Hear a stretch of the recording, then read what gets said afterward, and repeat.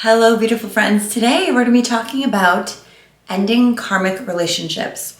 What does that mean? How can we see this in a positive light? And how do we heal sooner than later from these relationships? Watch this video.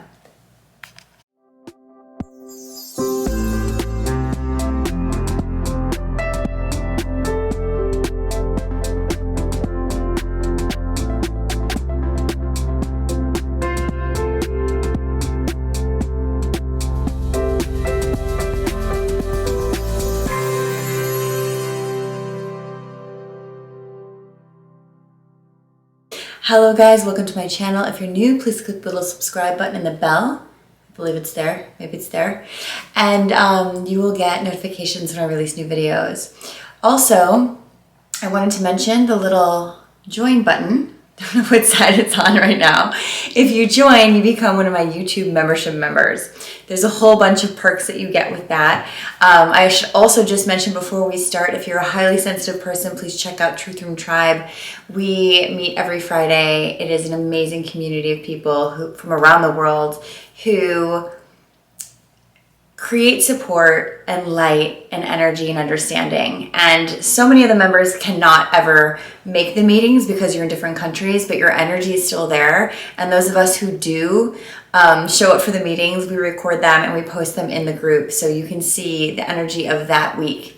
So I just want to mention that because more and more people are asking me about it.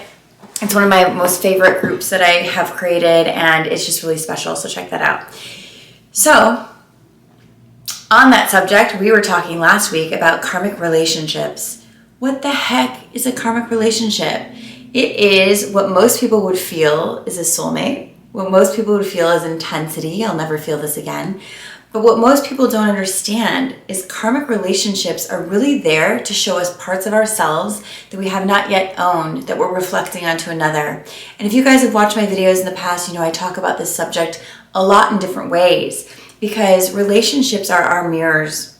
They're our mirrors to the parts of ourselves that we are loving and also not loving.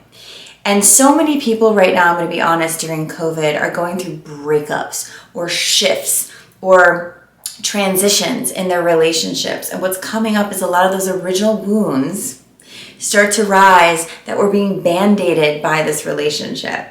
But also what I've been noticing is people feeling a lot more free and aligned once they can learn, or let's say mourn, the idea of what the relationship was supposed to be. So many people in this world think something is supposed to be forever, and if it's not, it's my fault. The point that I'm going to make about karmic relationships is sometimes it's not meant to be forever and it's not your fault. One reason so many people stay too long in something that's toxic is we think if we change or fix ourselves, the relationship will be fixed. Not the case, because as you know, relationships take two. So if they take two, it's going to take two separate people being their best selves or wanting to grow together to make a karmic relationship be a lifetime, not just a reason or a season. And that doesn't have anything to do with one person. It has everything to do with both. And so this subject has been coming up a lot. And the reason I want to address it today is, by the way, it is November's Truth Room Tribe theme is healing karmic relationships. But understanding a different type of connection rather than attachment. Understanding that everything that happens, whether it feels bad or good, is actually for our highest good. Every relationship we have that does not work out because of karma or whatever has still become a part of who we are. And I kind of wanted to share this today because the definition of real love is taking another as yourself. And you can't do that successfully unless you love yourself, right? And that term, that self-love, gets sort of thrown around a lot in ways that don't really give it the credit it deserves. And what that actually means to me is unconditionally loving your authentic self. And then when you can start to do that, you'll start to notice that others who come into your life that are similar or different, you can unconditionally accept and maybe love them too. And when that happens, this rift that happens in the karmic relationships doesn't really happen. And instead it feels more harmonious. And instead it feels like, wow, I don't have a rift within me, so I won't have a rift with you if there's real love there.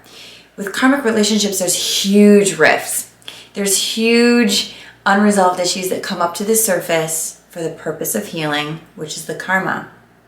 Karma is cause and effect, which means it's always going to take two. So there's so much more on the subject. You guys know I'm developing Shadow Work, my new course that will launch next year. It's covering karmic relationships, but so does Emotional Rehab, which is going to be closing October 31st. So if you want to join Emotional Rehab, I just have to tell you right now, because it's almost that time, join now at the discounted rate. We deal with original wounds, tribal wounds, karmic relationships, inner child work, shadow work, so many things. But we have to take this concept and we have to integrate it in our bodies and understand that if we want to have relationships that aren't just karmic, but are actually just lifelong healing, we must do our own work. We must do our inner work, and we must release others from not having to do it too. And once we release others from not having to do it too, what starts to happen is we start then attracting from that place of healing, where we then attract other souls on a healing path who are healing their own lives and can come together in a way that feels like it fits, rather than that excitement, but also that devastation. We don't need to live like this, right, emotionally. That's not the goal. That doesn't heal anything long term. That can bring things up that need to be healed. But once you get to that place of ultimate healing, where you understand your process and you work your process as a daily practice, you're going to start craving more things that feel calm, harmonious, not so intoxicating and crazy. So that's a really good indication of where you're at. Anyways, love you guys. Check the links below.